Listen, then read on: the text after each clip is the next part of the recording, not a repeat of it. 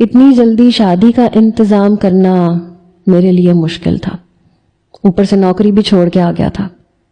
کیا تھا کہ اس بدتمیز لڑکی کی بات چپ چاپ سن لیتا۔ نوکری ڈھونڈنا ویسے بھی بہت مشکل امر ہے۔ رات کا کھانا کھا کے ہی خالہ واپس چلی گئی۔ رابعہ بہت خوش تھی، لیکن مجھے چپ دیکھ کے پوچھنے لگی، بھائی آپ کو کیا ہوا ہے؟ آپ ابھی سے اداس ہو گئے۔ میرے برابر میں ہی وہ بیٹھی تھی۔ میں نے اس کا ہاتھ پکڑ کے چوما۔ میں نے کہا نہیں، میں بالکل اداس نہیں ہوں، میری بہن خوش ہے تو میں بھی خوش ہوں۔ وہ کہنے لگی لیکن مجھے تو آپ کی فکر ہے، میرے بعد آپ کا خیال کون رکھے گا؟ بھائی آپ بھی شادی کر لیں؟ میں نے کہا ابھی نہیں، کر لوں گا۔ رات کو مجھے ٹھیک سے نیند نہیں آ رہی تھی۔ 5 لاکھ میرے اکاؤنٹ میں پڑا تھا جو مجھے پچھلے مہینے بونس کے طور پہ ملا تھا، اور اماں کا کچھ زیور تھا، کچھ تو رابعہ کے لیے تھا، کچھ میری بیوی کے لیے تھا۔ میں سوچ رہا تھا کہ جب بیوی آئے گی تو دیکھا جائے گا۔ اپنی بیوی کے حصے کا زیور بیچ کے رابعہ کی شادی عزت سے ہو سکتی ہے۔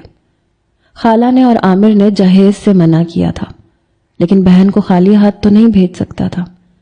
انہی سوچوں میں میری آنکھ لگ گئی۔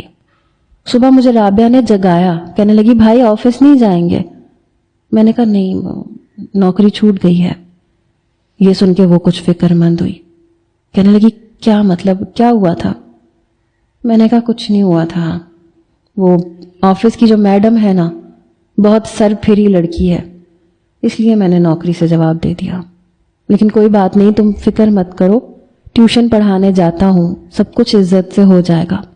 آج شام کو شاپنگ پہ چلیں گے، کیونکہ 15 دن میں عامر واپس آ جائے گا اور خالہ تو اس کے بعد وقت نہیں دیں گی۔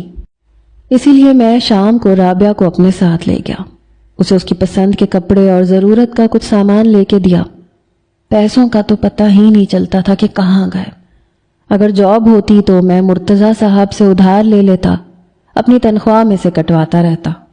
بہرحال 15 دن کیسے گزرے پتہ ہی نہیں چلا۔ عامر واپس آ چکا تھا اور بس 1 مہینے کے لیے ہی آیا تھا۔ شادی کے بعد اسے رابعہ کو بھی اپنے ساتھ لے کے جانا تھا۔